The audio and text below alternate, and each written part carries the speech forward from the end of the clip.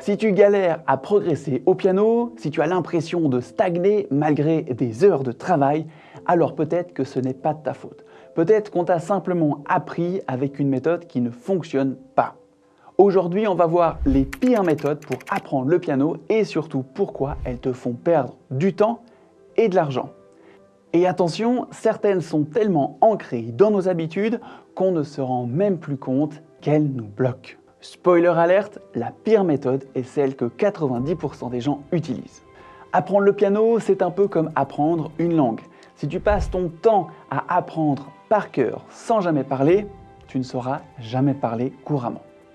Pourtant, c'est exactement ce que font la plupart des méthodes traditionnelles. On te noie sous la théorie, on t'oblige à jouer des exercices techniques avant même que tu puisses jouer une seule vraie musique qui te plaise. Résultat, tu abandonnes, frustré, et c'est ça la vraie mauvaise méthode.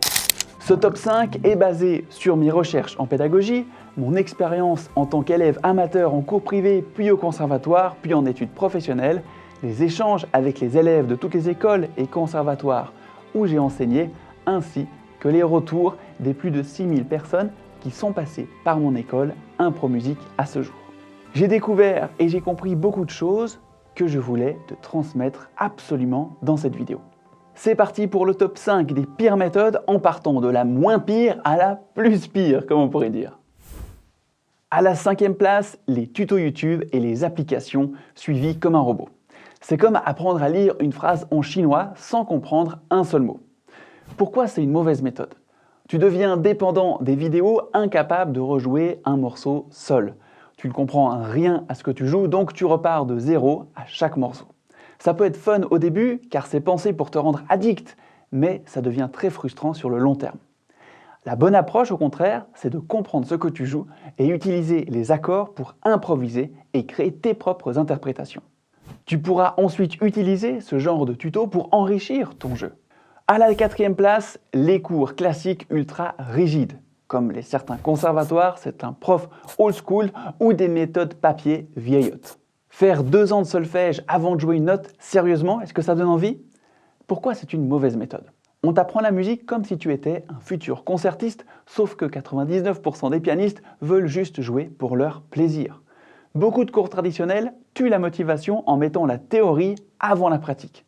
Et si tu ne prends pas de plaisir dès le début, tu vas abandonner.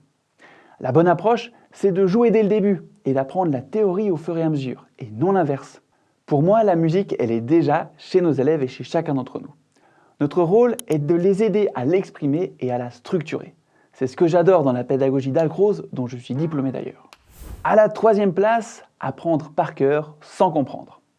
Ça fonctionne jusqu'à ce que tu oublies une seule note et que tout s'effondre. Ça rassemble d'ailleurs les 2 premières méthodes et tout autre qui t'encourage à faire cela. Pourquoi c'est une mauvaise méthode? Parce que tu mémorises mécaniquement au lieu de comprendre la structure du morceau. Si tu perds le fil, tu ne peux pas te rattraper. Tu n'apprends donc pas à être autonome au piano.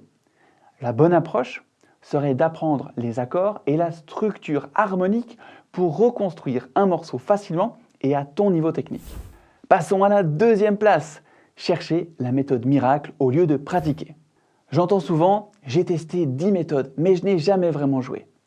Pourquoi c'est une mauvaise méthode? Parce que tu passes plus de temps à chercher une solution qu'à jouer et apprendre réellement. Tu perds de l'argent en pensant que cette fois, ça y est, c'est la bonne. Mais au final, tu abandonnes ou pire, tu ne l'ouvres même pas. Laisse-moi te dire une chose. Il n'existe pas de baguette magique. Seule la pratique bien guidée fonctionne. Et là, je peux te dire que chez Impromusique, on a quelque chose d'unique à proposer. Une pédagogie qui rend nos élèves autonomes, libres et heureux à leur instrument. Car pour moi, on a tous de la musique en nous. On doit juste trouver comment l'exprimer et la mettre en forme selon ce qu'on veut transmettre dans un style ou un autre. On oublie trop souvent le corps et l'intuition. Alors notre mission chez Impromusique, c'est de remettre l'improvisation au cœur de la pratique musicale et de permettre à chacun de se reconnecter à son musicien intérieur. On récupère d'ailleurs des dizaines d'élèves chaque année qui sont tombés dans ce piège et qui ont acheté des méthodes miracles chez des pseudo-concurrents qui sont meilleurs que nous en marketing pour au final se retrouver toujours au même point. Quand ils arrivent chez nous, c'est la révélation. Ils regrettent de ne pas nous avoir découverts avant. Alors la bonne approche serait de choisir une méthode claire qui va te permettre de construire un savoir cumulatif, quelque chose que tu pourras tenir sur la durée avec discipline et plaisir.